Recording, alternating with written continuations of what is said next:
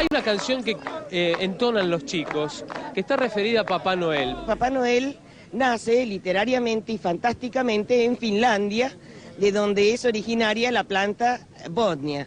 Entonces, sabemos que si ellos tienen un Papá Noel, y si llega a venir al río Uruguay, se le va a morir el Papá Noel, que todos lo queremos, pero él se va a morir. ¿Por qué? Porque se va a tirar por las chimeneas vienen las dioxinas, y se le va a agarrar cáncer, y chau Navidad. Papá Noel se va a morir cuando pase por el río Uruguay. Con papeleras enormes verá, por la chimenea el gordo se mandará, va a aspirar la dioxina. Bueno, hay muchos chicos en casa, sí, más allá de que a veces los adultos no cuidamos las palabras. Papá Noel no se va a morir. Papá Noel no se va a morir. Tenemos que ver como bastante, porque yo voy a dar lo que quedó del capítulo 2 y el capítulo 3 es enorme. Para mí, para mi gusto personal, es el capítulo del libro.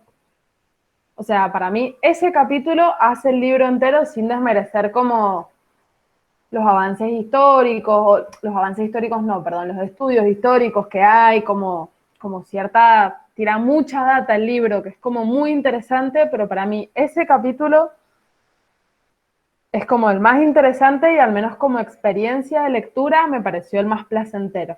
Que esta vez le tocó darlo al Pablo, no me tocó a mí, porque cuando hicimos la repartija no me tocaba, pero bueno, les spoileo que es una belleza de capítulo.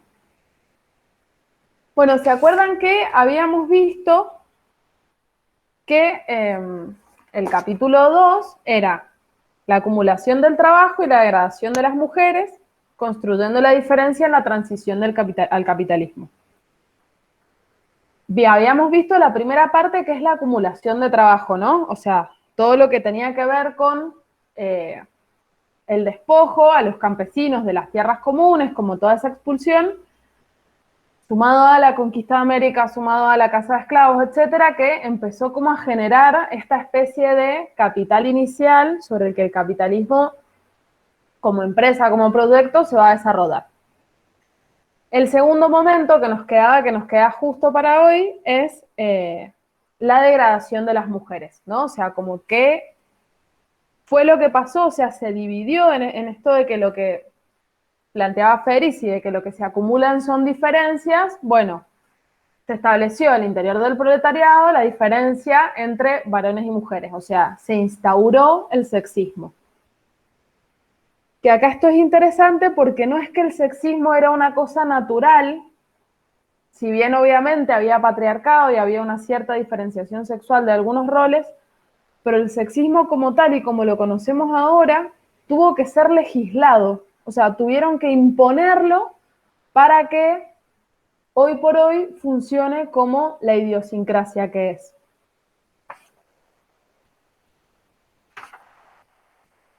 Entonces, un poco esta partecita también se estructura como en dos momentos. Por un lado, como el control estatal sobre, y por supuesto masculino, sobre los cuerpos de las mujeres. Entonces, es como la pérdida de las mujeres del control, y si se quiere, no me gusta mucho la palabra posesión, pero va un poco por ahí, ¿no? Como de la pérdida del propio cuerpo. Y por otro lado, la degradación de los trabajos de las mujeres. Federici nos cuenta, acá sí, como que para mí le falta un poquito de data, pero ella lo que comenta es que alrededor del 1600 hay una gran crisis poblacional en Europa. No explica mucho de dónde viene esa crisis, como por qué se da, pero hay una crisis poblacional. A ver, pensemos que Europa en el 1500, con la conquista de América, tiene un gran desarrollo porque, bueno, cuenta con toda esta gran cantidad de recursos de trabajo humano, o sea, trabajo esclavo, por supuesto, y la extracción no solamente de minerales, sino de materias primas de América, pero fueron, a ver, esto es sabido, en el primer siglo de la conquista, la población americana disminuye en un gran porcentaje. Algunos dicen que en un 75%, otros que en un 90%. No se sabe exactamente porque no habían censos, no estaba contada la gente, pero sí hay una gran crisis poblacional en América y hay una crisis poblacional que también se va a dar en Europa. Pareciera que estaba asociada a las lógicas de trabajo que empiezan a imponerse porque los trabajadores y las trabajadoras de Europa ya no contaban con los medios propios de subsistencia asociados a la posibilidad de hacer uso de las tierras comunes, ¿no? O sea, eran trabajadoras y trabajadores completamente despojados de todo, expuestos a un montón de enfermedades, etcétera. Entonces, parece que por ahí un poco viene la crisis. La respuesta a esta crisis poblacional, a esta disminución de la población, va a ser un control mucho más minucioso y mucho más agresivo sobre los cuerpos de las mujeres. Entonces, la hipótesis de Federici, acá lo que ella dice es que la reproducción y el crecimiento poblacional se convirtieron en asuntos de Estado. Esto lo asocia al biopoder, que es un concepto de Foucault, que es básicamente cómo el poder produce modos de vida o produce vida, pero no es que produce una vida linda y armoniosa y amorosa, pero produce vida. Y ella dice que este es también el origen de la casa de brujas y, como les decía, el control sobre la reproducción de las mujeres. ¿Vieron que está instalada como en la psiquis colectiva esta idea de que las brujas comen niños? ¿No? Como esta idea de que las brujas se robaban a los niños, ¿no? Porque de repente empezó a ser como muy importante el tema de la reproducción. Básicamente, desciende la población en Europa, ya tenían la experiencia de lo que había sido la peste negra, en el que el valor de la mano de obra había subido muchísimo, los trabajadores trabajaban si querían, si no, no, vivían bien. Entonces, un poco los sectores dominantes en Europa van a responder de otra manera. Y frente a este descenso poblacional, que además, si lo pensamos en el auge del mercantilismo, para el mercantilismo, tener una buena cantidad de población era sinónimo de riqueza en una nación. Entonces era realmente un gran problema que la población disminuyera tanto. ¿Cómo responde el Estado? Básicamente obligando a las mujeres a parir, a gestar, parir y criar, ¿no? Esa va a ser la respuesta estatal, ese va a ser el inicio del control del Estado y de los varones sobre los cuerpos de las mujeres, que hasta el día de hoy sigue absolutamente vigente. Entonces, a ver, empiezan a haber como una serie de medidas, de acciones que van a tender a quebrar el control que tenían las mujeres sobre sus propios cuerpos y sobre su propia capacidad reproductiva. Entonces, se define, o sea, aparecen lo que son los delitos reproductivos que antes no existían. Digo, la anticoncepción no era un delito, el aborto no era un delito y el infanticidio tampoco era un delito, ¿no? O sea, cosas que hoy, para nuestra idiosincrasia actual, nos parece terrible, como puede ser un infanticidio, no era un delito y como que, a ver, si bien no estaba como completamente permitido, sobre todo en las mujeres de clase de los sectores más empobrecidos, medio que se los dejaba pasar, ¿no? Un poco esta lógica que a veces tienen los animales, no sé, algunos animales hembra, cuando paren más crías de las que pueden alimentar, los matan. No sé si han visto gatas o perras que paren animales y paren 10 y saben que pueden alimentar a 8, hay 2 que terminan enterrados. Bueno, un poco humanamente era más o menos lo mismo. Tengo una cría a la que no voy a poder alimentar, la mato, infanticidio. Todo esto no constituía un delito, ¿no? Era como parte del propio, del ciclo de la vida y sobre todo se lo dejaba pasar en función de que después de los cercamientos de tierras y de como en esta transición que va a ser Europa hacia el capitalismo, hay tanta gente tan empobrecida, hay tanta hambre en Europa, que no era una locura matar un recién nacido que no ibas a poder alimentar, sino que era una cuestión de racionalidad. Entonces, bueno, empiezan como a aparecer esta serie de acciones por parte del Estado. En primer lugar, empiezan a existir estos delitos reproductivos, ¿no? O sea, lo que antes no constituía un delito pasa a constituirlo. En segundo lugar, se abolieron las leyes que limitaban la responsabilidad de las mujeres. ¿Se acuerdan que en los cercamientos, como las mujeres no estaban contempladas por la ley como sujetos de derecho, tampoco podían ser juzgadas, entonces las que desalambraban eran las mujeres? Bueno, ahora de repente las mujeres empiezan a tener como un cierto estatuto legal, sobre todo para poder juzgarlas. Se juzga y se persigue a las madres solteras. La comadrona o la partera es excluida de la sala de parto y ahí ingresa el médico varón, y ahora es el varón el que da la vida, no las mujeres. O sea, antes en una sala, una mujer que iba a parir estaba rodeada por toda una comunidad de mujeres. Bueno, todas esas mujeres o son excluidas de la sala de parto, como la partera, o empiezan a cumplir, se las empieza a obligar a que cumplan como roles más de control, ¿no?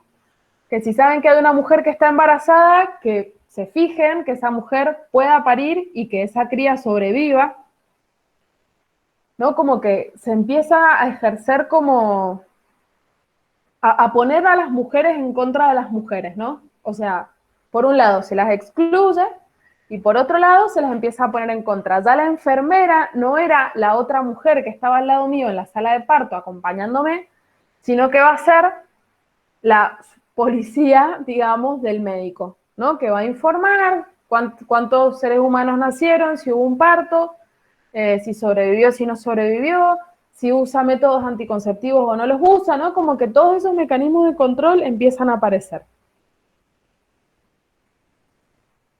Entonces, o sea, acá lo que plantea Federici, que es interesante, que es que fueron 2 siglos de políticas. O sea, esto que decíamos al principio, decía al principio de el sexismo tuvo que imponerse y legislarse, fueron 2 siglos de políticas, de legislaciones, desde cuestiones más macro como la constitución nueva de un delito, hasta cuestiones más micro como los controles que ejercían las enfermeras en las salas de parto. Todo eso produjo que las mujeres terminemos siendo esclavas de la procreación, ¿no? Y el útero de las mujeres es un territorio político controlado por los varones y por el Estado, ¿no? Es como la expropiación del propio cuerpo, ¿no? Como que hay una parte de nuestro cuerpo que no es nuestra, que tiene que ver, que es una parte del cuerpo que le pertenece a la sociedad, a la comunidad, al Estado.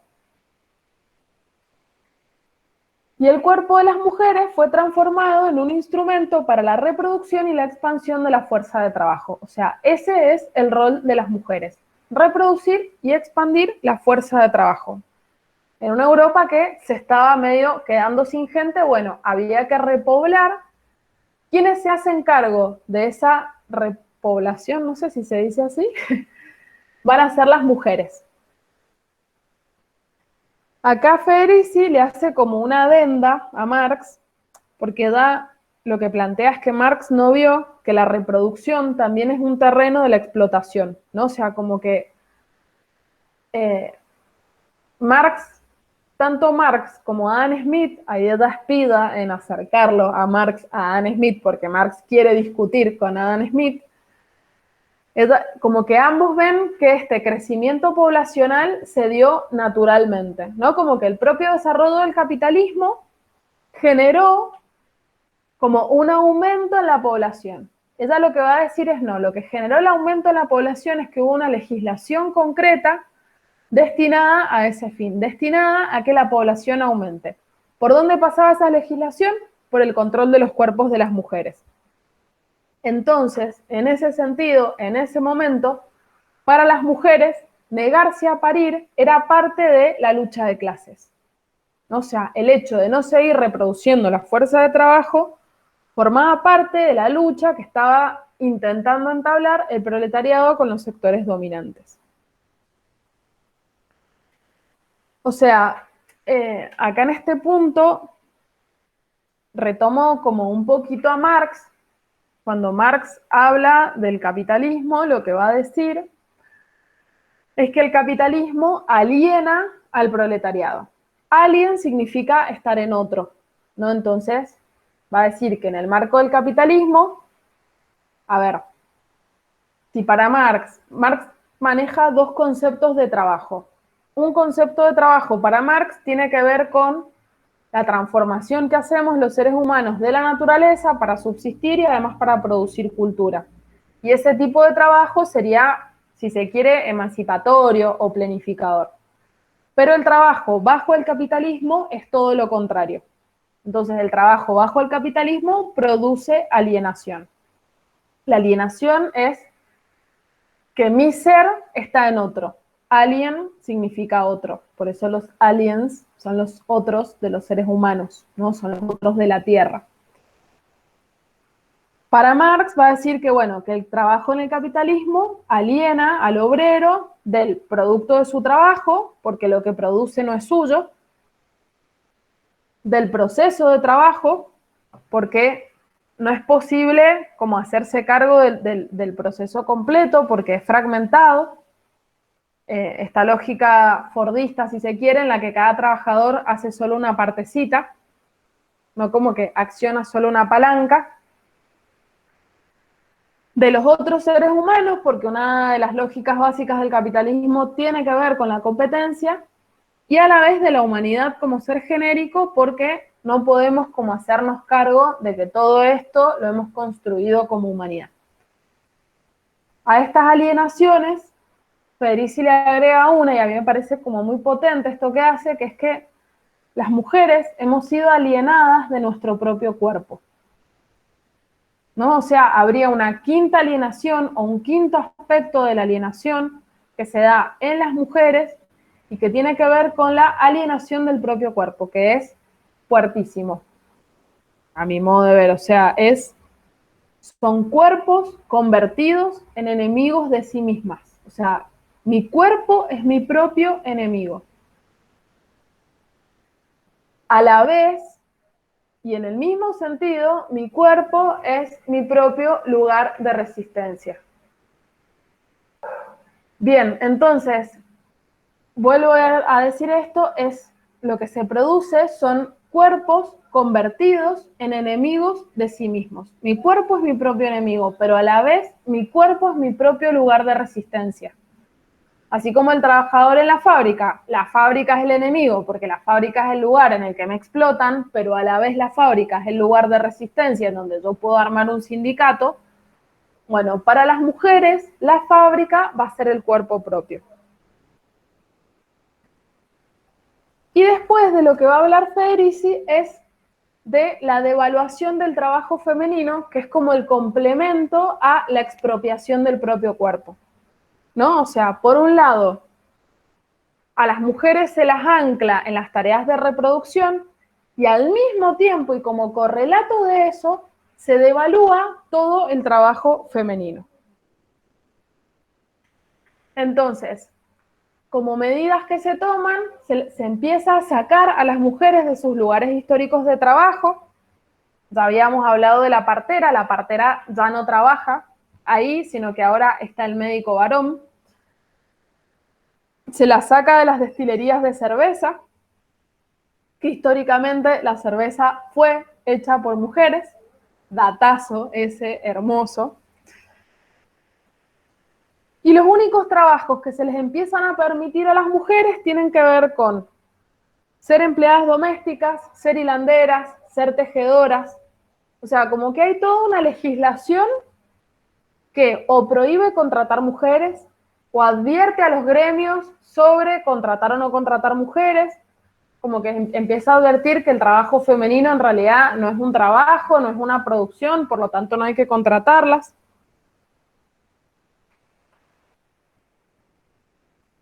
Y básicamente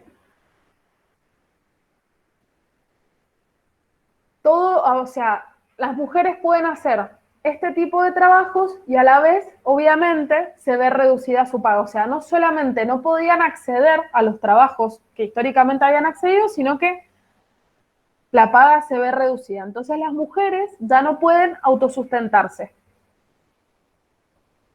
Entonces, combinada frente a la desposesión de la tierra, la exclusión del mercado de trabajo, etcétera, ¿qué es lo que va a empezar a proliferar? La prostitución. Sobre la prostitución pasa algo parecido. Al principio no estaba del todo regulada.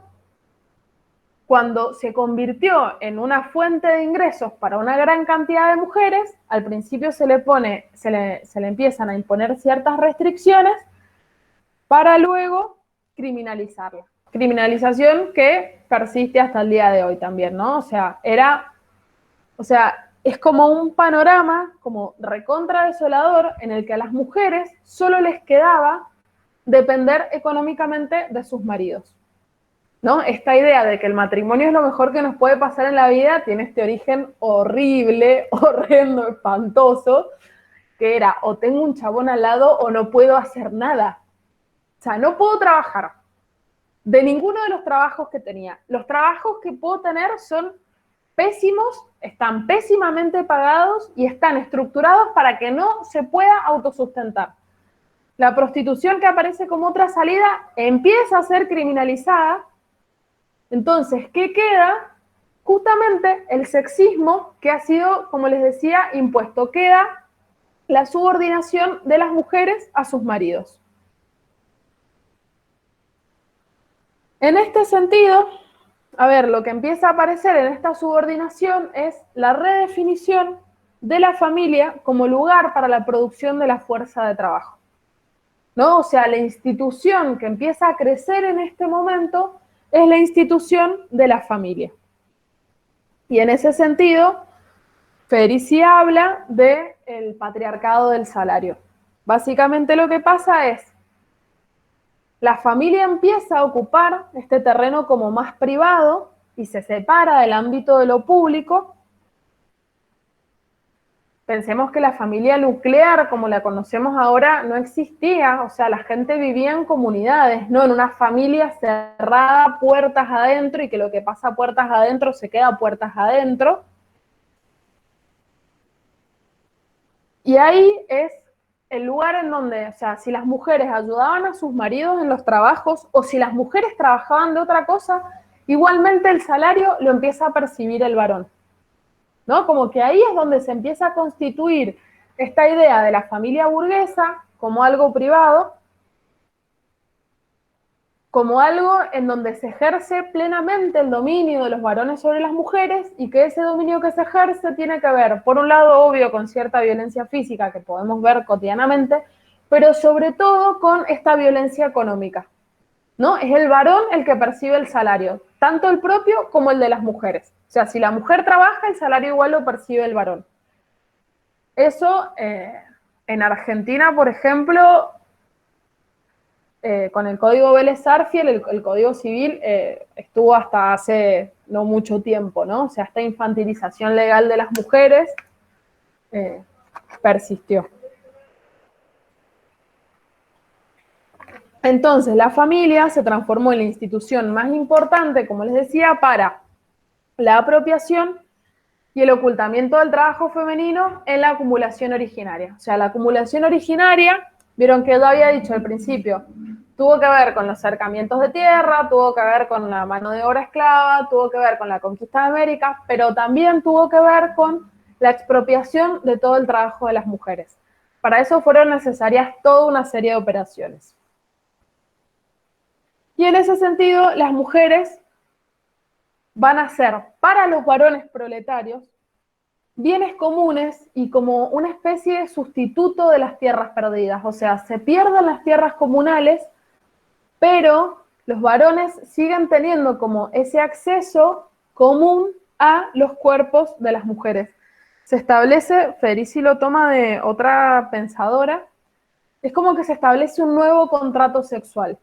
Ese contrato sexual oculta la condición de trabajadoras de las mujeres, invisibiliza todo el trabajo femenino y a la vez le da a los varones libre acceso a los cuerpos de las mujeres. por ejemplo, en las legislaciones contra la prostitución, violar prostitutas deja de ser un delito. Y al día de hoy, en la ley que sucede en los hechos, prácticamente no es un delito, no es algo por lo que alguien deba ser juzgado, ¿no? Entonces, eso genera una conciencia social en los varones de justamente libre acceso a los cuerpos de las mujeres. Y que al día de hoy, con toda esta cuestión de haber sacado a la luz las problemáticas del acoso y del consentimiento, lo evidencian un poco, pero digo, todas las que alguna vez hemos ido a un boliche, hemos sentido en el cuerpo propio cómo nuestro cuerpo es propiedad de todo, o pareciera ser propiedad de todo el mundo, ¿no? O sea, mi cuerpo no es mío, ¿no? No es que yo tengo este límite, sino que cualquiera puede acceder a él. Esto lo marco porque pareciera que lo que cuenta la Federici pasó hace un montón de siglos, pero bueno, los efectos persisten hasta el día de hoy como idiosincráticamente. Y en ese sentido, el trabajo femenino, al ser considerado como parte de estos bienes comunes de la sociedad, es definido como un recurso natural, ¿no? Como si fuese algo que sucede, ¿no? Así como el agua está y puede acceder, o más o menos, pero digo, se puede acceder, bueno, el trabajo femenino pasa también a ser un recurso natural, es decir, como un bien común, que queda por fuera de las relaciones de mercado. ¿No? El trabajo femenino es algo que existe, así como un árbol da frutos, las mujeres trabajan, ¿no? Se reproducen, crían, paren, como si eso fuese un proceso natural, como realmente si no implicase un trabajo. Y sobre el final, o sea, lo que Federici va mostrando son las políticas de domesticación de las mujeres. Entonces, ella muestra cómo fue necesario un intenso proceso de degradación social y de erosión de derechos de las mujeres, y se empieza a construir primero un ideario sobre las mujeres como salvajes, ¿no? Se las asocia directamente a los indios salvajes. Entonces se construye esta idea de las mujeres como criaturas irracionales, se empieza a condenar la lengua de las mujeres, ¿no? Como el cotilleo, el gossip, el chusmerío, no sé cómo lo damen en sus casas, pero esto de que las mujeres entre mujeres hablando hacen mucho daño, generan situaciones problemáticas, empieza a constituirse ahí. Y a ver, se las designa a las mujeres, esto es importante, como salvajes, y como salvajes que pueden poner en peligro, si se quiere, el proceso civilizatorio que se está llevando adelante. Esa imagen, cuando dejó de servir, fue cambiada por otra, sobre todo en el siglo XIX, que ya no es la idea de la mujer como una criatura irracional y salvaje, igual algo de eso queda, ¿no? Vieron que algo de eso está todavía en el ideario, como que las mujeres somos menos racionales que los varones porque somos más sentimentales, porque algunas mujeres menstruamos, entonces eso indicaría que somos más inestables. Bueno, eso se va a transformar por otro ideario de las mujeres, que es que las mujeres somos más pasivas, más sensibles, pero más tranquilas, que podemos funcionar como la reserva moral de la nación, como que somos las que calmamos y controlamos a los varones, ¿no? Como que vieron que están estas dos ideas de mujeres que fueron sucesivas una con la otra y persisten un poco. El de la mujer como criatura salvaje, pero después ya la mujer como débil, pasiva, necesitada de un varón, que necesita que la ayuden a cruzar el charquito.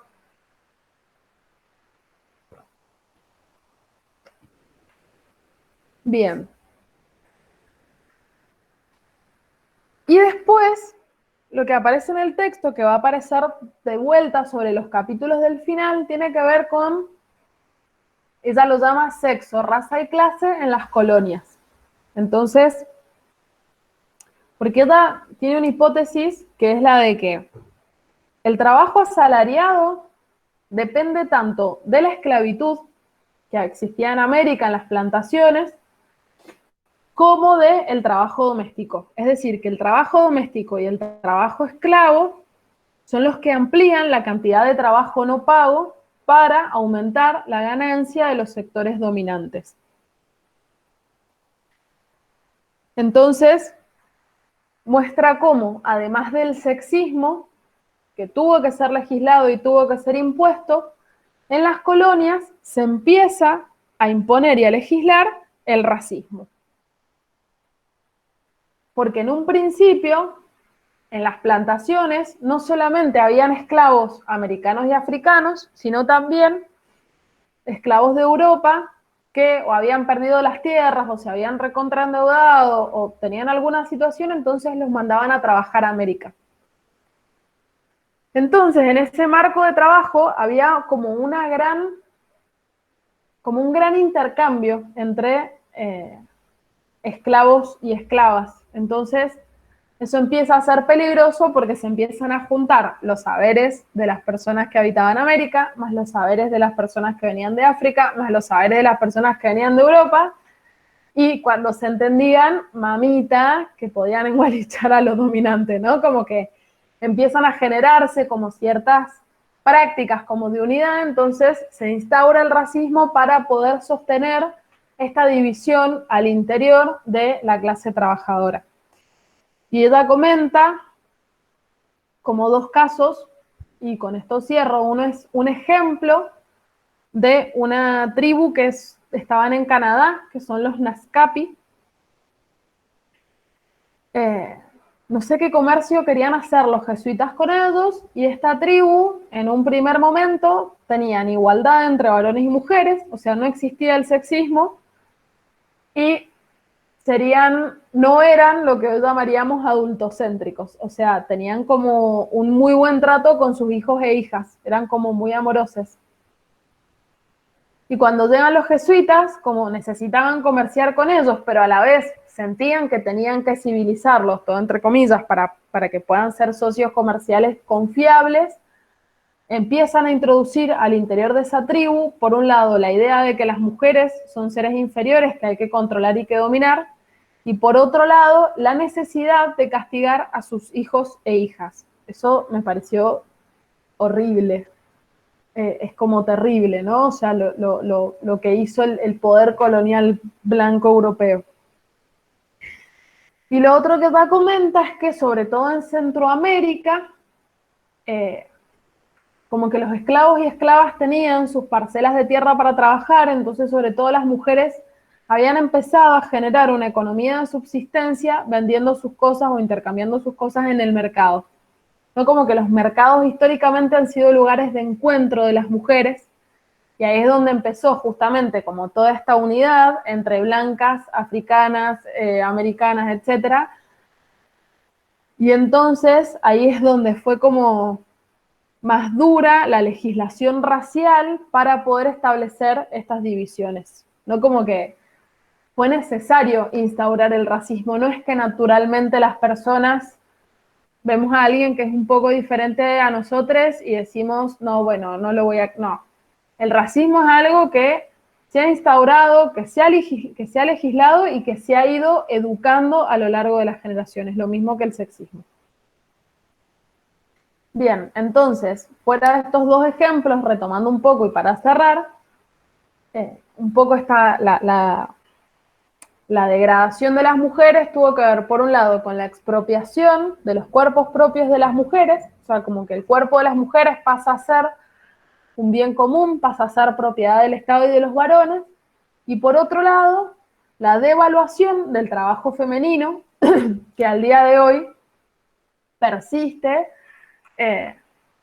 con los precarizados que son los trabajos feminizados, o sea, los trabajos que tienen que ver con las tareas de cuidado, con las tareas de educación, etcétera, son trabajos que son peores pagos que los trabajos que se han considerado históricamente como si fueran masculinos. Hasta aquí llego.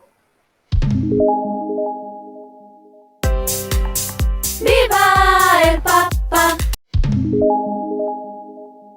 Bueno, vamos a trabajar el capítulo 3 conmigo. No sé si vieron en el Drive que hay dos videos elaborados por nosotros sobre temática de cuerpo. Como decía la Juli en otra oportunidad, hemos trabajado el capítulo 3 y ella lo expuso una vez muy hermosamente, muy bonito le salió, así que miren ese video. Y después yo trabajé el cuerpo en Foucault, entonces esos dos videos están en el Drive. No sé si alguien los vio, si pudieron chusmear algo de eso. También en el Drive les dejé un video de Dussel. Por favor, en algún momento de sus vidas vean ese video, porque es un gran video. Decía entonces que les dejé en el Drive el video de Federici, el capítulo 3 hecho por la Juli, un video mío donde trabajó Foucault, y el video de Dussel explicando cómo la conquista de América produjo Europa. O sea, que ese video, véanlo en serio porque es un antes y un después. Entonces, hoy tenía que dar este capítulo 3 de nuevo, y dije, bueno, ¿cómo lo voy a dar para que sea diferente a esa hermosa clase que dio la Juli esa vez? Así que voy a tocar los puntos principales, pero voy a hablar de otras cosas también, como para no dar una clase tan similar y que también puedan ver ese video, porque de verdad que quedó muy bonito. Bien, en este capítulo lo que va a trabajar Federici es, bueno, se llama El Gran Calibán, la lucha contra el cuerpo rebelde, y va a trabajar la temática de la transformación del cuerpo en este pasaje de la Edad Media a la modernidad. Y va a decir que una de las condiciones para el desarrollo del capitalismo fue justamente el disciplinamiento del cuerpo. La burguesía necesitó construir una nueva corporalidad, necesitó constituir un nuevo cuerpo a las clases subordinadas. Por ejemplo, menciona Federici el discurso sobre la persona, que en el siglo XVII pasa de pensarse a los ángeles y los demonios como una lucha fuera del cuerpo de la persona, o sea, lucha de seres celestiales y seres del infierno, pasa esa idea a pensarse como una lucha al interior de cada persona, ¿no? Ahí ya empieza a notar un cierto cambio en el modo de concebir a la persona. Otra idea que menciona Federici son unas ideas de Max Weber, el sociólogo, que respecto a la transformación del cuerpo dice, les leo: el capitalismo hace de la adquisición el objeto final de la vida, en lugar de tratarla como un medio para satisfacer nuestras necesidades. Por lo tanto, necesita que perdamos el derecho a cualquier forma espontánea de disfrutar de la vida. ¿No? Miren las transformaciones que se van ejerciendo sobre el cuerpo. Y también nos va a decir que en este proceso de transformación del cuerpo se van a ir rompiendo las barreras de la naturaleza, si es que tal cosa como una naturaleza existe, ¿no? Entre comillas, podríamos decir inmores geométricos, siguiendo Spinoza, que venimos del taller de Spinoza, ¿no? Como el modo geométrico, la lógica de hacer las cosas, como por ejemplo que se empiece a extender el horario de trabajo por fuera de los límites de la luz solar, trabajar de noche, ¿no? De la luz solar o también de las estaciones, y también romper los límites del cuerpo mismo. Así como menciona a Max Weber, también menciona a Marx. Ahí, si querés pasar a la diapositiva siguiente. Miren qué foto más divertida que encontré. Marx leyendo Calibán y la bruja. Dice, ay, la puta madre, me perdí la mitad de la historia. No me di cuenta que mi empleada doméstica estaba haciendo trabajo impago. Y mi esposa también. Sí, Dani. Iba a decir, no se da cuenta que no lavaba los calzones, básicamente, mientras él escribía. Sí. Así es. Bueno, ¿qué nos va a aportar Marx al respecto del cuerpo? Es un poco lo que trajo la Juli de estas enajenaciones que nos contó, que están en los manuscritos de Marx, que, se enajena, el ser humano se aliena, que fue la palabra que usó la Juli también, y Va a decir Marx que si en el capitalismo todo es mercancía, entonces el cuerpo es una mercancía más. La fuerza de trabajo es una mercancía más, intercambiable por cualquier otra mercancía. En relación a la idea de cuerpo, a mí me gustaría traer otra de las enajenaciones de Marx, porque siempre que pensamos cuerpo, esa palabra la pensamos de manera antropomórfica, se nos viene un cuerpo humano. Y en esas 4 enajenaciones, Marx habla de la enajenación de la naturaleza como cuerpo inorgánico del hombre. Es una frase, es bellísima la frase, es antropocéntrica, bueno, tiene problemas, pero no deja de ser bella. La enajenación del cuerpo inorgánico del hombre, o sea, de la naturaleza como cuerpo inorgánico del hombre. El aire que respiramos es nuestro cuerpo inorgánico.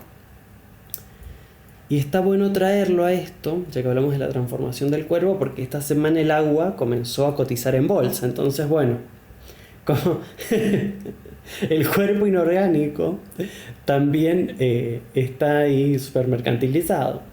Hay un documental muy bueno, siempre lo recomiendo, que se llama El mundo según Monsanto. Está en YouTube. Véanlo. Y hablando de Monsanto, el encuentro pasado yo hablé del pinkwashing. Bueno, yo no hablé del pinkwashing, alguien lo mencionó y yo a partir de eso lo expliqué. Y quisiera retractarme de algo. Yo dije que Israel era el país del pinkwashing por excelencia. Y lo estuve pensando mejor y me parece que no, que ya a esta altura, un poco Argentina también es el país del pinkwashing por excelencia, para no ver la paja en el ojo ajeno. Digo, si ustedes googlean qué países han sido vanguardia en Latinoamérica, acotémoslo a nuestra región, en legislaciones LGBT y qué países tienen movimientos feministas más fuertes, y por otro lado pensamos qué países tienen mayor cantidad de aplicación de glifosato, vamos a ver que hay una correlación, me parece, que puede ser que ciertas legislaciones se hayan utilizado para hacer pinkwashing en nuestros territorios, como para no hablar de otros países sin mencionar el nuestro, ¿no? Bueno, el nuestro, bueno, acá hay personas de varios países, Argentina, mejor dicho, no voy a decir el nuestro. Bien.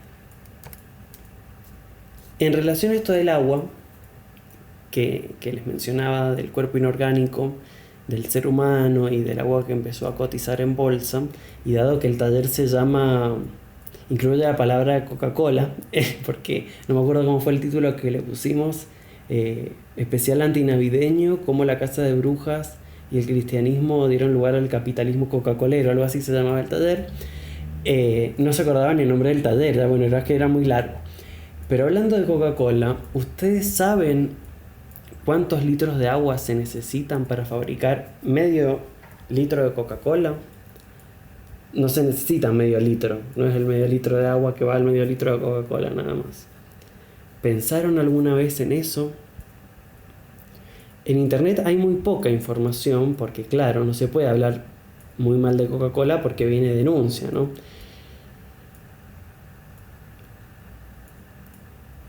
De 170 a 300 litros de agua se requieren para hacer medio litro de Coca-Cola.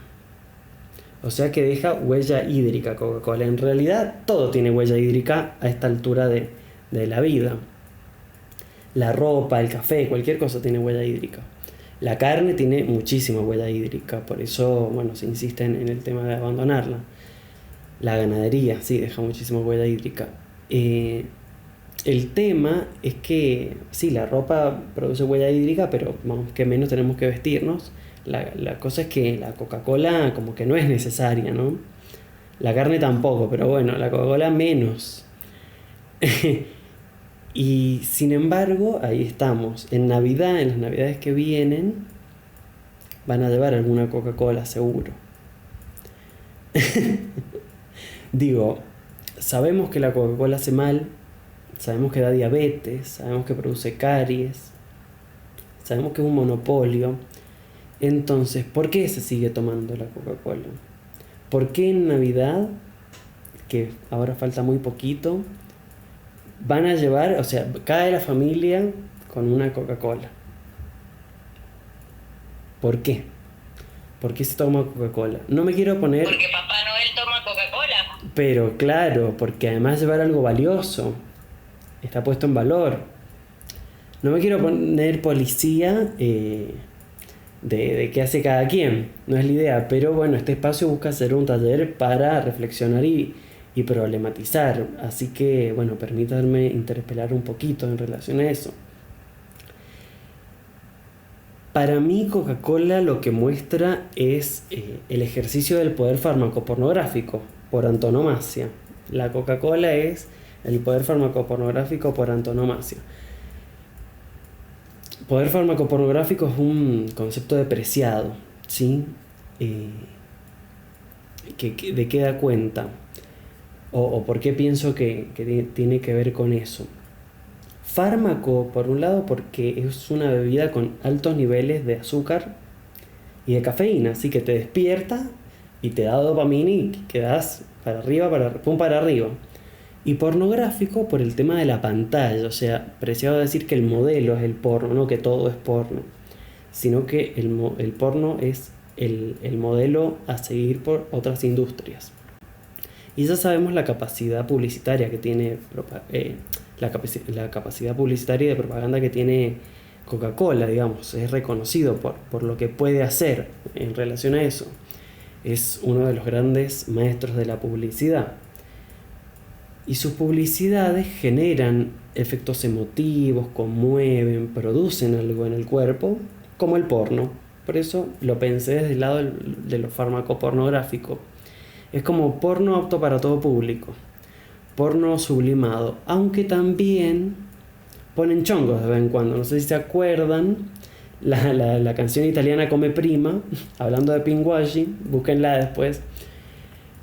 Pero bueno, me desvié, pero decía, bueno, esto, ¿por qué se toma Coca-Cola? Y lo quería relacionar con el tema magia y brujería, porque Coca-Cola opera al nivel del deseo a través del marketing, ¿sí? A través del marketing y de la publicidad. Y el marketing para mí es la expresión de la magia de la modernidad, es la magia del capitalismo. Por eso Deleuze odiaba tanto a los publicistas y lo bien que hacía. Deleuze en qué es la filosofía, dice que los publicistas se han apropiado la idea de que ellos producen conceptos, ¿no? Como que la filosofía es el arte de crear conceptos para Deleuze y los publicistas, como que se ríe de los publicistas porque dicen, ellos son los que ahora dicen que crean conceptos, qué mal que estamos. Bueno, pero volvamos al tema del cuerpo. Estábamos ahora del cuerpo humano, ¿sí? Me fui al cuerpo inorgánico recién. Volvamos al cuerpo humano. ¿Por qué fue necesario transformar el cuerpo? Federici iba a decir que porque no alcanzó con la expropiación de tierras comunes para forzar a las personas a aceptar el trabajo asalariado. ¿Se acuerdan que habíamos hablado de esto en el encuentro pasado? Para que la persona ingrese al trabajo asalariado fue necesario transformar la subjetividad, transformar el cuerpo. Y para esta transformación surgieron una serie de legislaciones, menciona la autora, como por ejemplo prohibir juegos, cerrar tabernas, cerrar baños públicos. Podemos preguntarnos, ¿por qué baños públicos? Parece que las teteras existían desde hace tiempo. Castigar la desnudez, prohibir el beber, el decir palabrotas, el insultar. Yo lo pensaba en relación a nuestro tiempo histórico, como si tomas una cerveza en un bar, está todo bien, pero si te vas a la plaza de enfrente, te para la policía, ¿no? Como por dónde pueden circular los cuerpos, qué pueden hacer los cuerpos en los distintos lugares. Otro tema, de acá Juli, te pido porfa que pases de diapositiva, que aparece en este periodo, es el de la anatomía y el teatro anatómico, en el siglo XVI, ¿sí? Nos va a decir Federici que surge una obsesión por el cuerpo, y que al ser una época con bajo desarrollo tecnológico, entonces quienes modifican la naturaleza no van a ser las máquinas del siglo XVIII, van a ser los seres humanos. Entonces los seres humanos van a ser el recurso más importante, el cuerpo. Y surge la anatomía como disciplina científica, con Vesalio, ¿no? como uno de sus más importantes referentes. Y en el siglo XVI surge el teatro anatómico, que bueno, mostraban disecciones, era como una ceremonia pública, era como teatro abriendo el fiambre, ¿no? Y esto antes parecía inimaginable, porque el cuerpo era un receptáculo de poderes mágicos en la cosmovisión, en las cosmovisiones medievales. Era un lugar sagrado también, incluso, bueno, también para el cristianismo, era el templo del alma. Entonces no se lo podía abrir.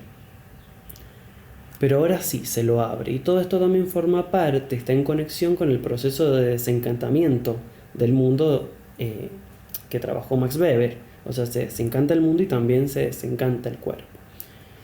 Si pasamos a la próxima diapositiva, vemos que surge entonces una concepción mecanicista del cuerpo. En esa imagen que puse, una imagen que está en el libro de Federici, y bueno, ven cómo se iba representando el cuerpo, como una máquina, como una fábrica, como un autómata.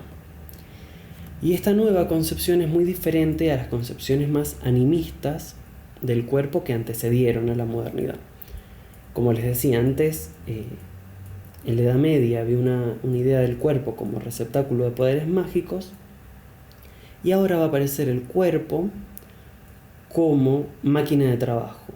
Se piensa el trabajo como el único motivo para que un cuerpo exista. El cuerpo es una máquina. Esta concepción mecanicista del cuerpo implica, como les decía, concebir el cuerpo como fábrica, como máquina, y eso ha quedado hasta el día de hoy, me puse a pensar yo, pensando en las metáforas que se utilizan sobre el cuerpo. O sea, fíjense qué metáfora, piensen ustedes, a ver, hagámoslo entre todos. ¿Qué metáforas se utilizan sobre el cuerpo? Les tiro las que pensé yo y ustedes me ayudan a completar. Se utilizan metáforas de animal, ¿no? Porque el animal también es una máquina, va a decir Descartes. Pienso cuando alguien ha hecho mucho ejercicio, o no sé, en un deporte, ¿no? Cuando alguien tiene un logro, es una bestia, es una fiera, es un animal, alguien con mucha fuerza física. Es una máquina, se utiliza que es una máquina. Y ahora, ya en nuestro tiempo, con otras tecnologías, con nuevas tecnologías, hay como otras metáforas más energéticas o más de tecnologías de punta, podríamos decir, como me falta energía, estoy falto de energía, hay que estar pila, ¿no? Hay que estar pila. ¿Han pensado en esto alguna vez? ¿Se les ocurre alguna otra metáfora?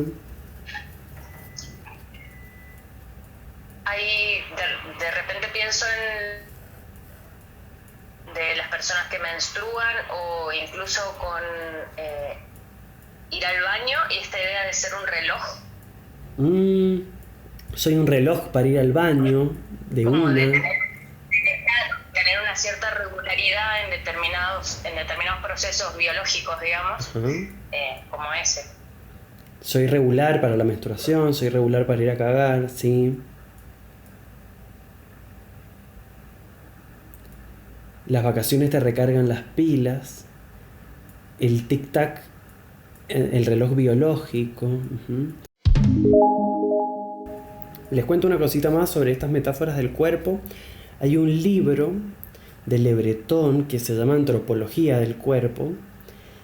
Es un libro un poquito humanista, es un poco moralista en alguna parte, pero igual es un libro interesante. Y en los primeros capítulos, si mal no recuerdo, Le Breton habla que en otras sociedades no occidentales las metáforas, no sé si son las metáforas, no recuerdo bien ahora, o si no directamente el nombre literal que se utilizaba para las partes del cuerpo era la misma que se utilizaba para partes de vegetales incluso, o sea, como metáforas vegetales o nombres como de partes de vegetales. O sea, han habido otras metáforas. Y bueno, el otro libro insoslayable en este sentido para pensar el cuerpo es Vigilar y Castigar, Origen de la Prisión, de Foucault. Sobre todo el capítulo 3 creo que es Los cuerpos dóciles. Ahí, Juli, ¿querés avanzar en la próxima presentación, por favor? es los tiempos modernos de Chaplin. O sea, todo este proceso de transformación del cuerpo es para llegar a eso, lo que muestra Chaplin en los tiempos modernos, a que la persona se adapte a la fábrica. Otra película podría ser The Wall, de Pink Floyd. ¿Qué nos va a decir Foucault en Vigilar y Castigar?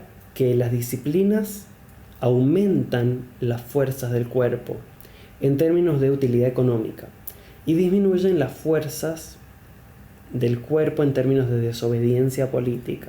Aumenta la productividad, disminuye la resistencia.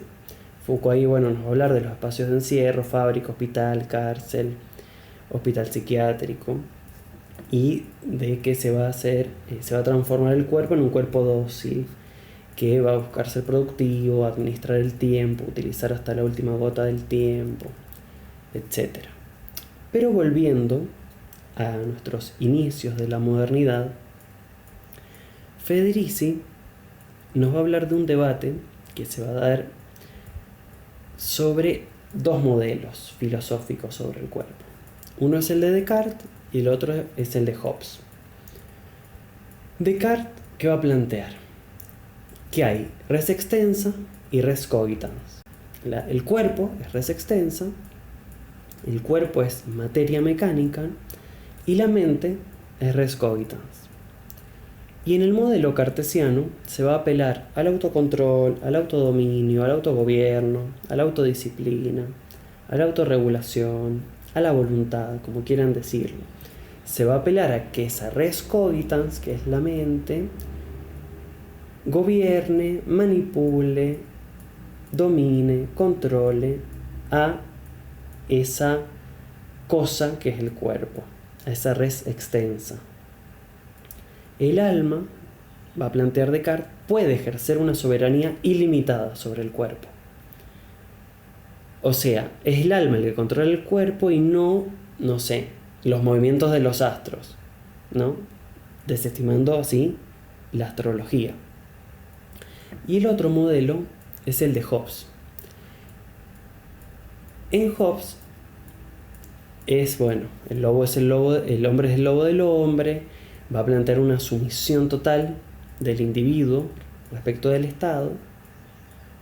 Se va a externalizar entonces la función de mando, se va a necesitar un poder absoluto.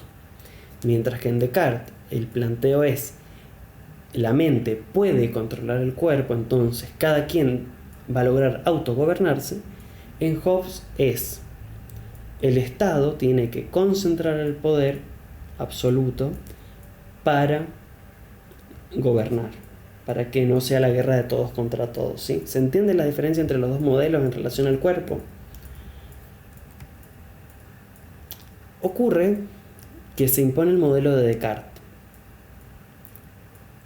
Y tiene una frase el libro, cita Federici a un autor, no me acuerdo quién, que dice esto muy tremendo, que es lo siguiente. ¿Por qué gana el modelo de Descartes? No existe un juez tan severo ni un torturador tan cruel como una conciencia acusadora. No existe un juez tan severo ni un torturador tan cruel como una conciencia acusadora. Por eso gana el modelo de Descartes. Porque a lo que había que apelar es a la transformación del sujeto, que el policía está dentro de cada quien, no a que haya 1 millón de policías. Si hay 1 millón de policías, el poder queda muy en evidencia. Es más útil que cada quien sea su propio policía. De todos modos, si bien vence el modelo de Descartes, también hay una asimilación recíproca de ambos modelos, porque lo que dice Hobbes respecto del planteo de Descartes, o sea, lo peligroso que ve Hobbes, es que si cada quien se autogobierna, cada quien puede justamente autogobernarse en un buen sentido, no en el mal sentido de la sumisión, de la servidumbre voluntaria, sino autogobernarse de poner las propias normas, y de ahí te salen subversivos, ¿no? Entonces, dice Hobbes, no, se necesita un Estado central fuerte. Y bueno, entonces hay una cierta simulación recíproca en el sentido de que, bueno, cada quien se autogobierna, pero en la medida que ese autogobierno se va para lados que no queremos, aparece la fuerza central del Estado para corregir, normalizar, enderezar y que se autogobierne como debe ser, digamos, como el meme de los Simpsons. Hay autogobierno y autogobierno, sí. Hay la verdad y la verdad. Bien. Meto un poco de chiste porque con este calor, si no hacemos alguna que otra bromita, nos morimos, por favor. ¿Qué es esto? Como diría Moria.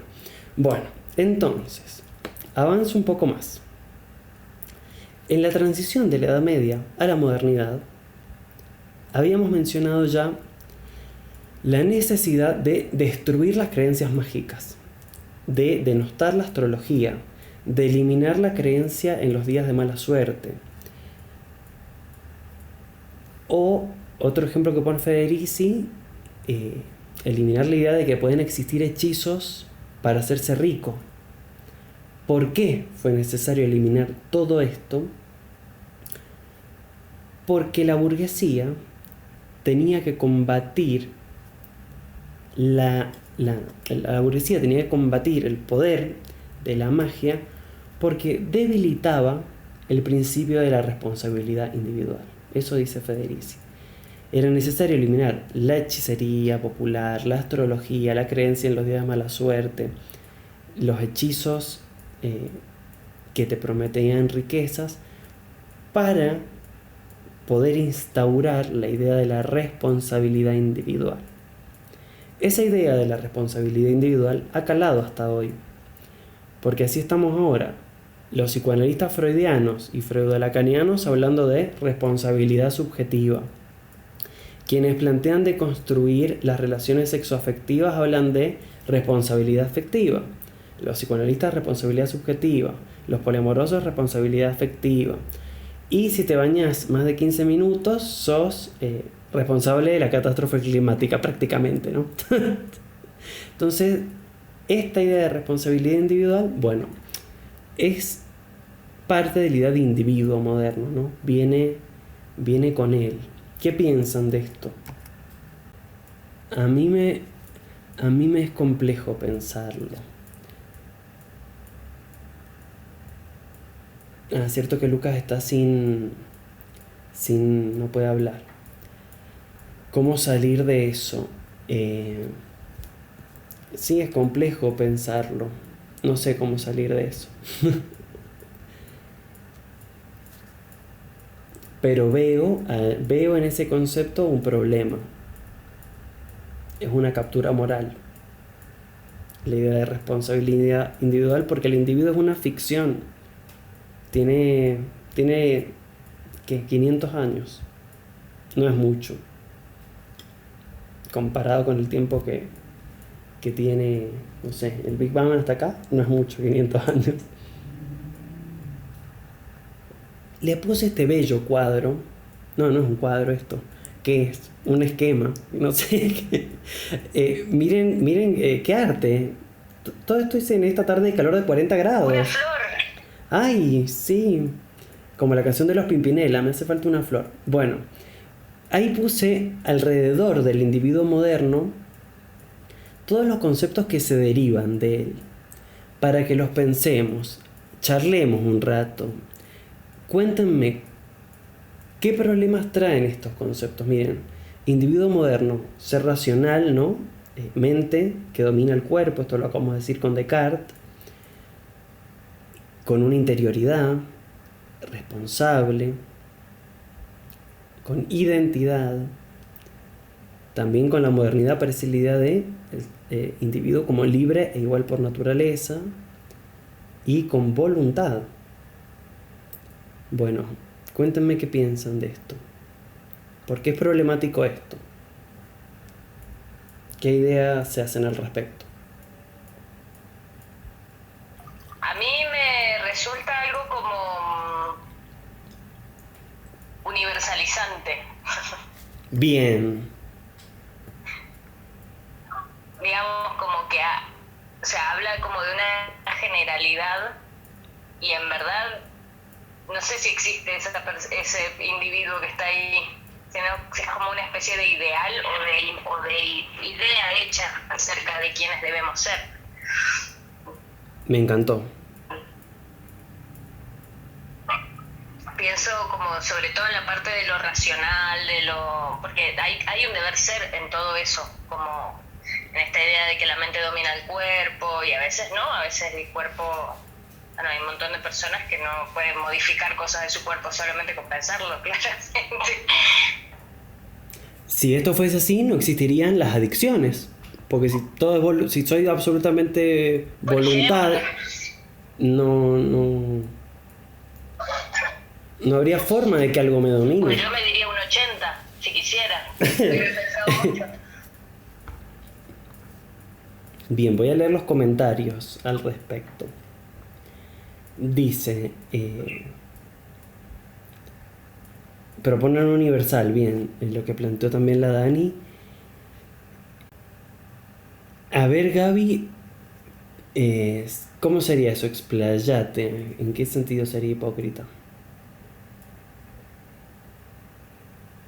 En el sentido de que, o sea, si vos te pones a pensar, cada una de esas características o categorías tienen como su contracara. Por ejemplo, si vos pensás en la mente-cuerpo, no sé, vos me decís mente-cuerpo del individuo moderno y yo pienso tipo todo el detox, el fitness, todo eso, pero al mismo tiempo está como toda la destrucción ambiental, toda la mierda que nos metemos cuando comemos ultraprocesados y esas cosas.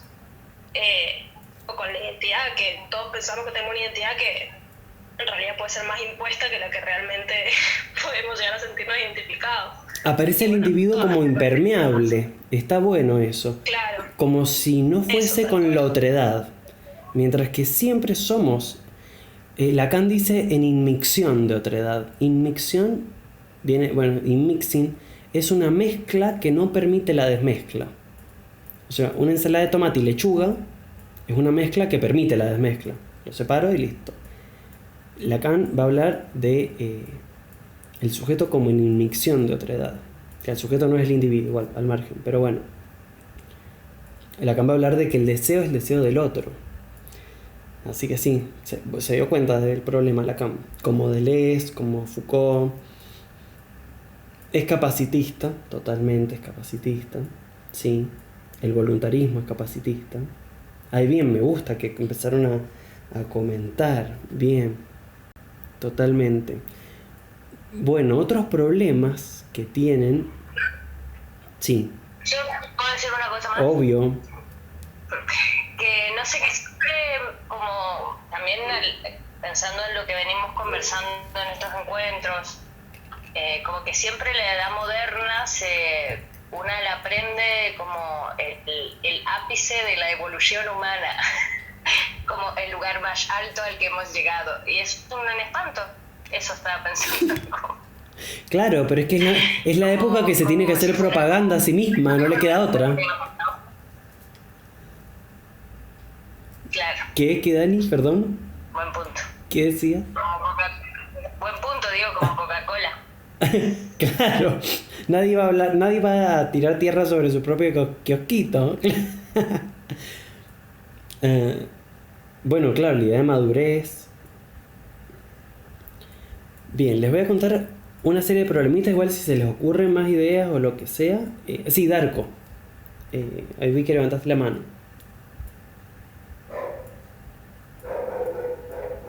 Te escuchamos. Tendrías que... ¿Ahí sí? Sí, te escucho, ahora sí. Sí, de todos los circulitos que están ahí, me detengo más en el tema de la interioridad. A ver. Ese conócete a ti mismo, no solamente como de la boca para afuera, sino que realmente una interioridad que, no sé, tiene una parte que es consciente y otra parte que es como inconsciente. Pensando un poco en Jung, no sé, ideas. Bien, a ver, sobre el conócete a ti mismo, está bueno lo que traes, porque hay múltiples formas de concebir esa idea de el conócete a ti mismo, pero en realidad un concepto más amplio del conócete a ti mismo que es la epimeleia geousú, la inquietud de sí o el cuidado de sí, va a decir Foucault en la hermenéutica del sujeto. Y ese conócete a ti mismo, no en todas las interpretaciones que se hace de esta circunstancia, de esta cuestión cultural, epocal, que había en Grecia antigua, ha sido igual. O sea, lo que quiero decir es, no es lo mismo conócete a ti mismo como conocer una verdad interior que preexiste a la epimeleia geousú de estoicos, cínicos y epicúreos, donde hay que crear hábitos, donde hay que corregir, hay que pulir asperezas. Entonces eso no es descubrir una verdad interior, eso es crearse, recrearse. Bien, lo que les iba a decir, les cuento esto y después, si a alguien se les ocurre algo más sobre la florcita, lo comparte. Sobre la idea de libres e iguales por naturaleza, nadie dijo nada, porque nadie quiere pasar por facho, entonces de esa nadie dice nada. Pero Mario Heller, en un libro que se llama Individuos, persistencia de una idea moderna, ¿qué nos va a decir? Que la idea de igualdad es problemática en el sentido de que la igualdad justifica las desigualdades. ¿En qué sentido?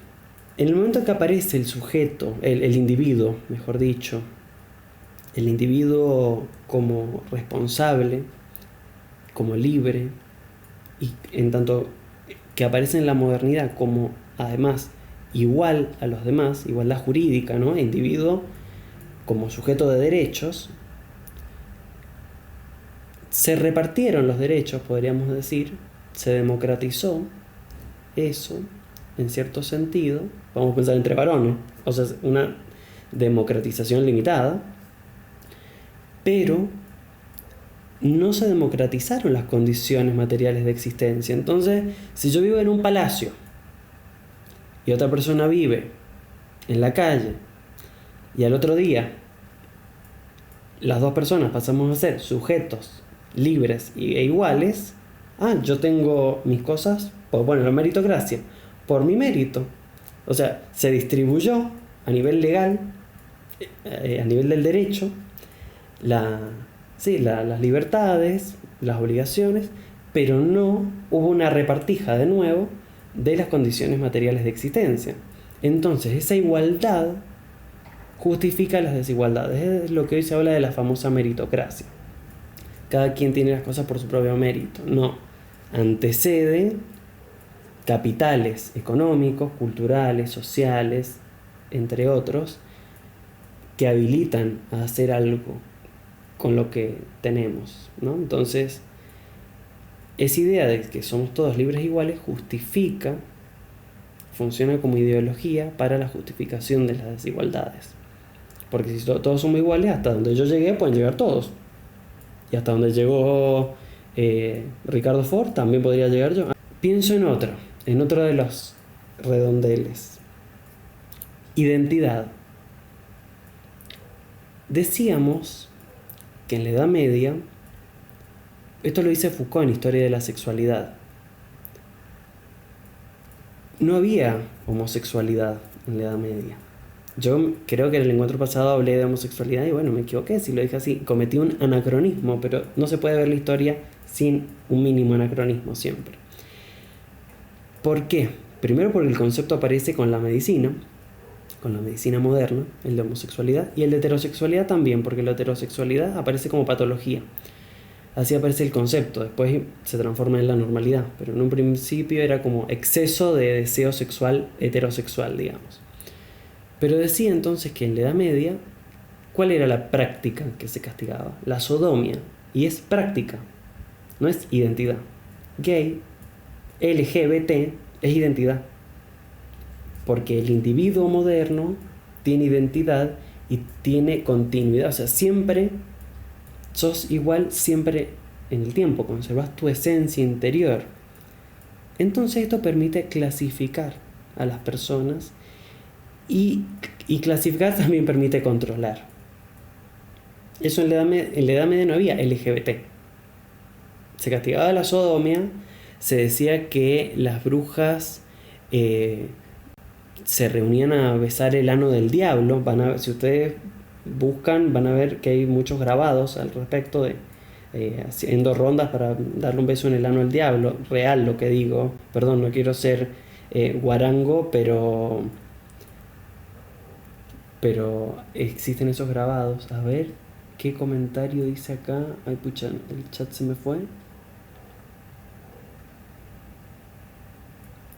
¿Qué problema, Ani? ¿Con qué palabra? Con la identidad. Ah, qué bueno. Qué bueno que tengas problemas con esa palabra. Pero como que en unas sí me parece como una palabra muy problemática. Uh-huh. Y en otras también pienso que es un privilegio pensar esa palabra como una problemática. Es cierto. No sé si se entiende lo que quiero decir. Es cierto. Como que es medio white people problem pensar que la identidad es algo innecesario, como que me conflictúa mucho en ese sentido, porque yo en general de alguna u otra forma también la he podido vivir de esa manera, poder cuestionarme mis identidades y al mismo tiempo pienso de que, bueno, en algún momento leí también de que hay cuestiones que tienen que ver más con posicionamientos políticos dentro de las identificaciones o identidades, pero sí, siempre me generó como esta incomodidad de cuestionarla absolutamente. Bueno, pero vos misma lo mencionás, se lo utiliza políticamente también, o sea, como estrategia. Te podés decir mujer para posicionarte y reclamar de cierto lado, pero después vos sabés que eso también es una construcción. Por ejemplo, me parece que a eso vas un poquito. Sí, sobre todo en verdad como que más me lo había cuestionado con el asunto de la raza. Claro. Yo como vengo de una provincia donde digamos como la permanencia de comunidades identitarias muy fuerte es muy actual. Uh-huh. Siempre como lo pensé desde ese lugar, digamos, también de las minorías. Claro. Luego me cuestioné otras identidades personales. Pero, sí. Me parece súper interesante lo que traes a colación. Sí. No tengo que decir al respecto, me parece que está muy bueno, sí. Juli, si estás ahí, podemos pasar a la diapositiva que sigue. No, a la anterior, perdón. Eso, ahora enseguida vamos a trabajar con esto. Bueno, decíamos entonces, en relación a la astrología, vuelvo al tema astrología, dice algo re interesante Federici, que es que hoy puede existir tranquilamente la astrología en nuestro tiempo, porque ya no representa un peligro. Nadie va a dejar de ir a trabajar por lo que diga un horóscopo. Hay incluso hasta astrología laboral, me ha aparecido publicidad en Instagram al respecto. Un fenómeno muy similar al pinkwashing del cual estuvimos hablando hoy. O sea, que lo que fue necesario destruir en un primer momento, porque amenazaba la aparición y la consolidación del capitalismo, aborto, sodomía, astrología, hoy, que ya se encuentra consolidado el capitalismo, puede tener cabida dentro de él, puede ser asimilado. Pueden convivir al interior del régimen sin que sea amenazante para él. Y en esta cuestión de las cosmovisiones del cuerpo, que hemos estado hablando todo este rato, también otra cosa que menciona Federici, que me gustó mucho, es como un juego de palabras bien interesante, es que en la concepción precapitalista del cuerpo, el cuerpo está vivo siempre, el cuerpo está vivo aunque esté muerto, porque tiene poderes. Además, como leí algo muy loco, yo nunca había visto esto, lo dice el libro de Federici, que es que a veces algunos ahorcamientos salían mal, entonces después la persona estaba ahorcada, pero después estaba viva. ¿Me puto explica qué pasaba eso? Yo no lo sabía, no me lo podía creer. Casi imagínate. Claro, con razón era receptáculo de poder mágico. Está muerto el ahorcado y después está vivo. Claro, yo también lo creería. Y entonces decía que en la Edad Media el cuerpo está vivo aunque esté muerto, pero en la cosmovisión moderna el cuerpo está muerto aunque esté vivo, porque es una máquina. En la concepción medieval el cuerpo está vivo aunque esté muerto, y en la concepción moderna el cuerpo está muerto aunque esté vivo, porque es una máquina. Bien. Y dice Federici, veo gente muerta. Dice Federici que la primera máquina que desarrolla el capitalismo fue entonces el cuerpo humano. Ni el reloj, ni la fábrica a vapor, ni la máquina a vapor, ni nada de eso. Fue el cuerpo humano. Y esto me hace acordar a un texto que quiero recomendarles, que es la meseta 6 del libro 1000 mesetas de Deleuze y Guattari, que es cómo hacerse un cuerpo sin órganos. Y otro texto que es para acabar con la masacre del cuerpo también. ¿Qué dice esta meseta? Básicamente, bueno, esto que acabamos de decir con Federici, que el cuerpo humano fue una fabricación, que al cuerpo humano se lo estratificó y se lo organizó como organismo que implica conjunto de órganos jerarquizados, estratificados, fijados a funciones, fijados a lugares, obturados de hacer otra cosa que no sean la que se les prescribió. ¿Por qué se llama cuerpo sin órganos? Porque dicen Deleuze y Guattari, se ha pensado mucho tiempo el cuerpo como conjunto de órganos, es hora de pasar a pensar el cuerpo sin órganos, ¿sí? Sin embargo, siempre la desestratificación y la desterritorialización ha de hacerse con cautela, porque el libro del cuerpo sin órganos es la ética de Spinoza, que siempre busca la cautela como método, ¿no? Como modo en términos deleuzianos, de desestratificar y de desterritorializar. Bueno, esto no sé si se entendió o no, pero después pueden buscar ese otro texto como lectura complementaria. Bien, y ahora sí vamos a leer este fragmento de texto que está en el Power, que dice así: la definición de una nueva relación con el cuerpo no permaneció a un nivel puramente ideológico. O sea, no es que estaba Hobbes, Descartes escribiendo y debatiendo y ahí se acaba la cosa. No, señores y señoras. Y señores. No sé cómo se diría, porque señores vuelve a ser señores. Señores. Bien, no fue un debate puramente ideológico, sino que dice que muchas prácticas que comenzaron a aparecer en la vida cotidiana señalaban las profundas transformaciones que estaban ocurriendo en este ámbito: el uso de cubiertos, el desarrollo de la vergüenza respecto a la desnudez, el advenimiento de las costumbres que intentaban regular cómo comportarse en la mesa y cuándo podía uno cantar, bromear, jugar.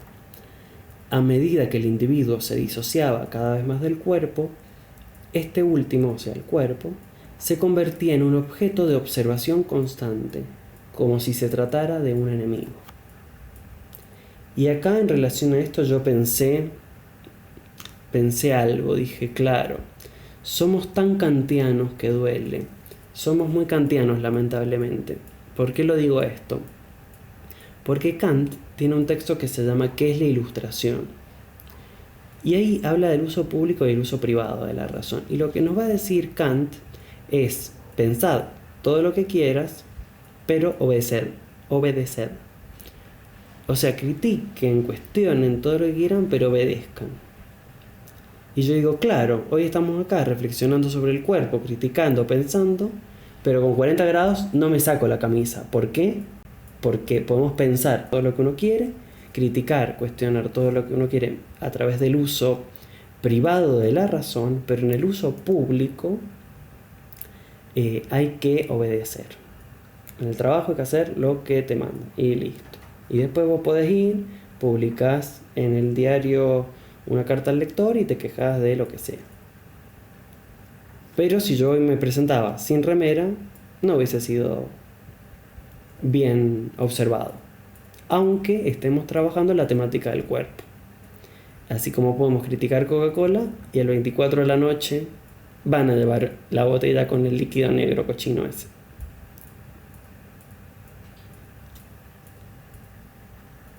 ¿Qué piensan de esto? ¿Qué piensan del fragmento que colocamos acá en el Power? Y bueno, no sé, y en general.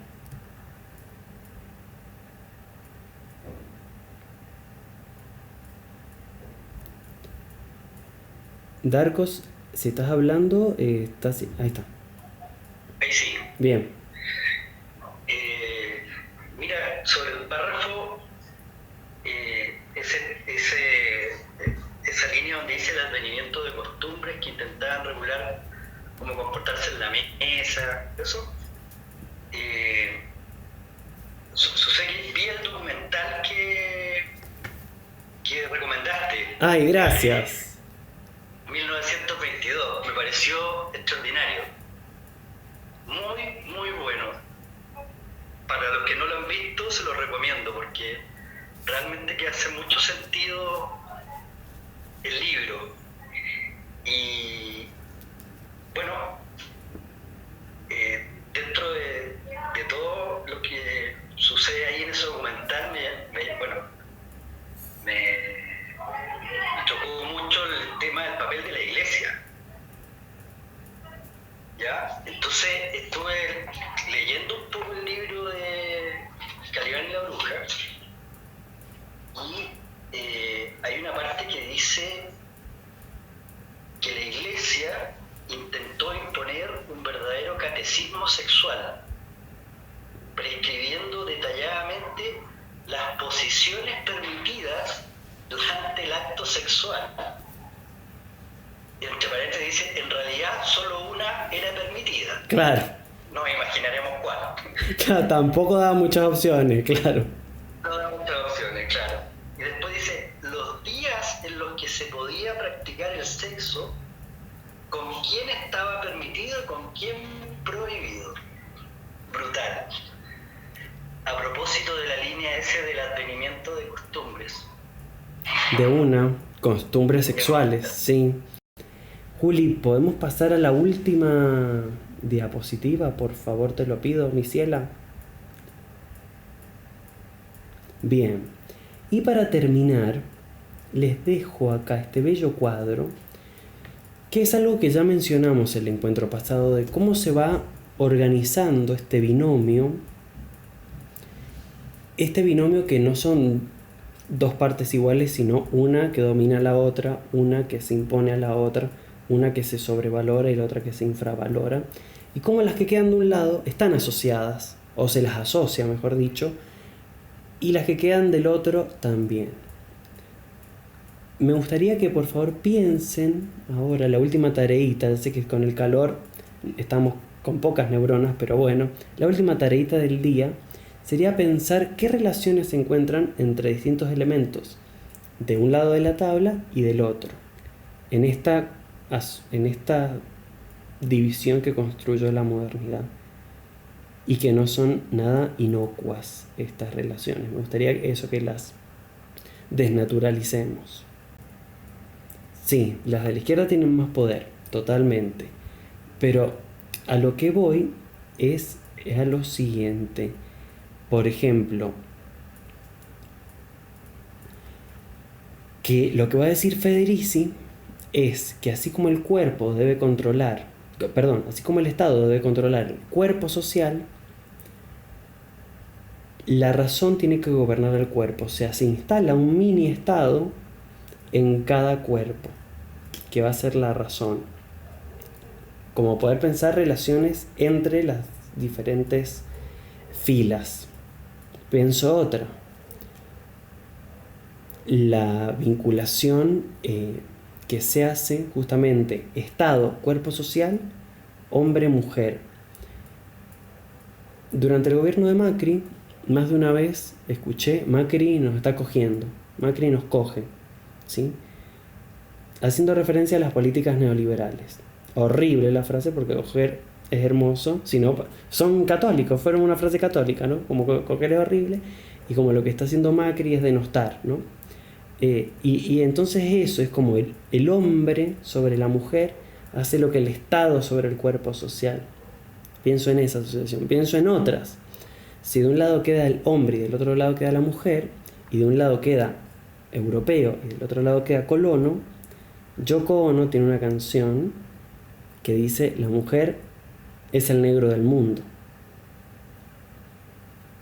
Esto que decía la Juli de la mujer como alguien irracional, vinculada a pasiones, emociones, y el hombre como racional, ¿sí? El Estado como racional. Hay gente que todavía cree esto, que el Estado, las cosas que hace son racionales, están pensadas de antemano. Pero qué duda cabe de que eso no es así. Pero no es, bueno, es la magia del capitalismo. Estamos hechizados. Hay que deshechizar un poquito esa magia blanca del Estado blanco y del hombre blanco. Sobre la idea de que la mente puede dominarlo todo y que puede dominar el cuerpo, hoy he recomendado mucho texto. El último que les recomiendo es un texto de Freud que se llama Una dificultad del psicoanálisis. Está bueno ese texto de Freud. Bien, ¿alguien quiere decir algo de esta tabla? ¿Alguna idea le ha despertado?